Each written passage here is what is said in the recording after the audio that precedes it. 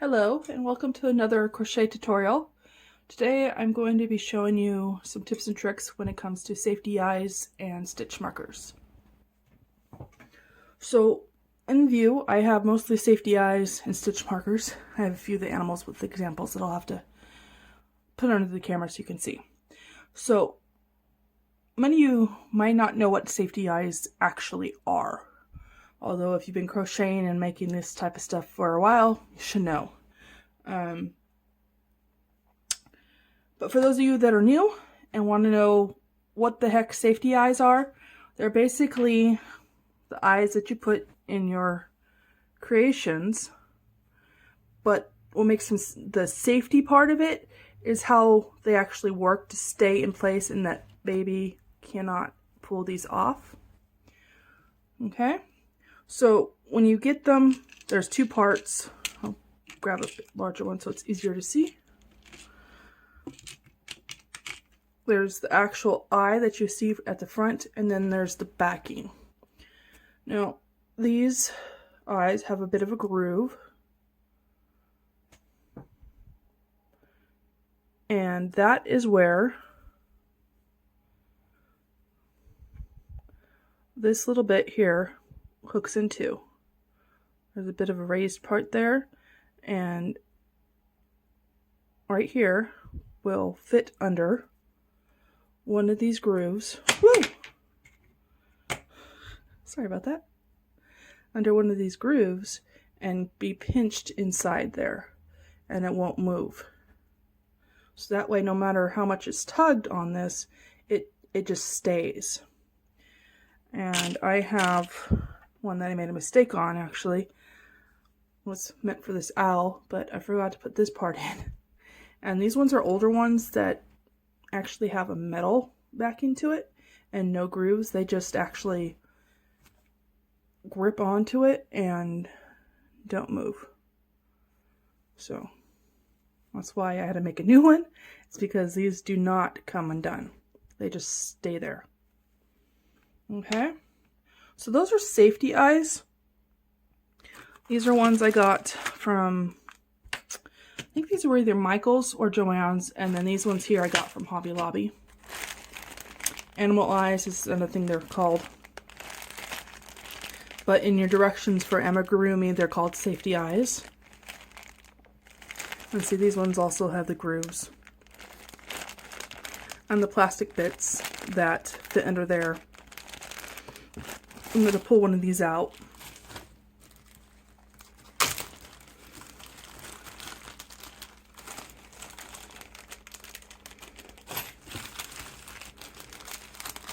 Okay, here we go. Sorry for all the crinkly noise. This is what I actually used for the, oh, wow, moving, sorry. What I used for the dragon for my nephew were these eyes here. And these are the grooves. And this one here, you can actually see the plastic bit a bit better and how, let's see here, they're a bit curved here. So it's not just straight here. They actually come up and then go in, and that grips the groove under here. And so that, you push it on this way so that this little piece that hangs over grips the top of this. And then you're pulling on it and that stays in. I guess you can also put it this way and it go that way, but these ones are particularly short here, and so if you go this way, this way, there's more room in here for the material you're clamping onto. So for the dinosaur, maybe? Dragon, sorry, dragon, I made him. There was a couple layers, and so it's particularly thick, and it just barely made it over this last one. So you can actually have these go either way, as long as this bit grips onto one of these.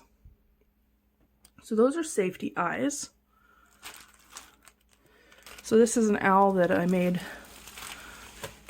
a couple of years ago now, and I modified it from this pattern that I got at Joann's on one of these for free.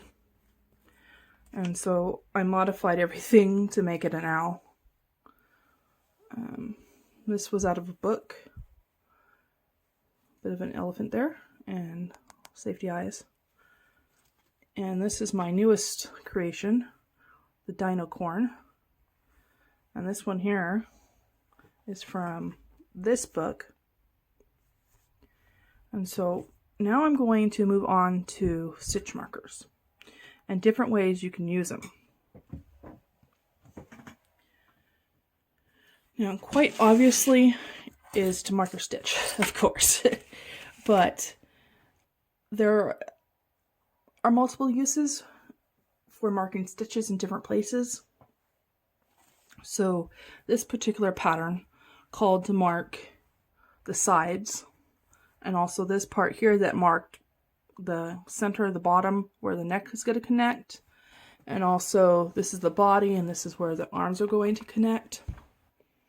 And so it'll say leave a stitch marker here. And for those ones, I really like using these kind that actually are more like safety pins. They clip together. There are plastic ones and there are metal ones. These ones I just find easier to use, especially on Amigurumi. These ones are a bit bigger. However, I do like these they're easier and they're safer because they don't have a very sharp end. So, and then there's these ones that are just a little circle and they twist in.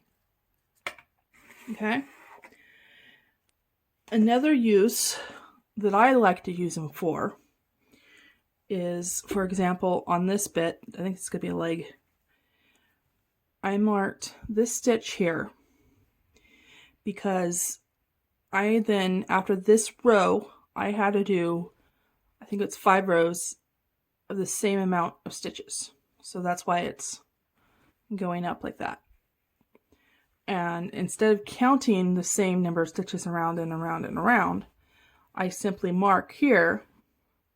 And then with this one, I mark the row that I finished last. So after I finished this one, I put the stitch marker here and then worked around and moved it up. So as I go up, I moved this stitch marker up to get to where I ended that part. But this one here tells me where that started. So I can count how many rows I did instead of trying to remember or write it down or whatever, you know. That tremendously helps, especially if you're in an environment where you can get easily distracted, whether it's kids or pets or watching TV or your brain just wanders or whatever, especially when you're not having to actually count the number of stitches because you're not increasing or decreasing. It's the same number. My brain tends to wander, so I definitely mark the stitches. The other place where I do this type of situation where I have what I call a working stitch marker is when I'm making this part here, or the beginning of something like this, where you start with that magic circle and you're working your stitches in and then you're increasing each row. Marking your original first stitch helps you. That way, when you're counting how many stitches in your round, instead of having to count 12, 18, 24, 36, 42, or how many ever increases, you can go, okay, here's the corner, this one has 2, then I go 1, 2, 1, 2, and the next row it's 1, 2, 2, 1, or how many, it's actually 2 in the corner, and then 1, 1, 2 type of thing, but you go your corner, and then how many stitches in the side, and then your next corner. And that way it's fewer stitches you have to keep straight in your head. And also, if you lose count, your stitch marker is there at the beginning of that particular round to let you know, okay, this is where I started, I can count back from that, instead of having to undo it all. Okay? So that's how I find stitch markers extremely helpful for me. I hope this gives you some ideas on how to use them.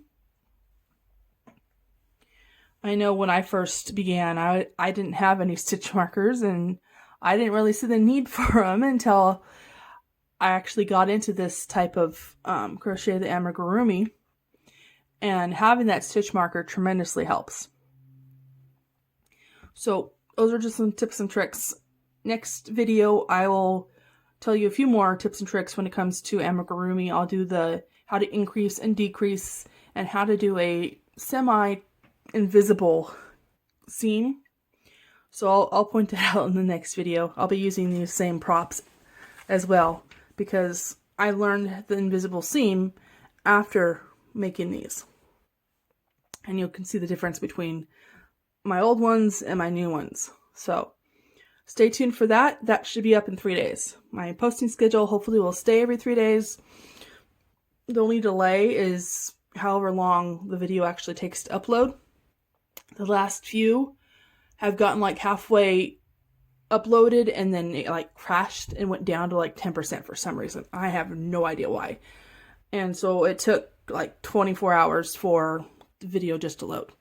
So my plan is to upload every 3 days, and this is Wednesday, filming on the same day that I'm uploading. So hopefully it'll be up tonight. It might not be until early tomorrow morning. So, and then it'll be Saturday, the last day of February. I will have another video up. So thanks for watching. Subscribe and comment down below.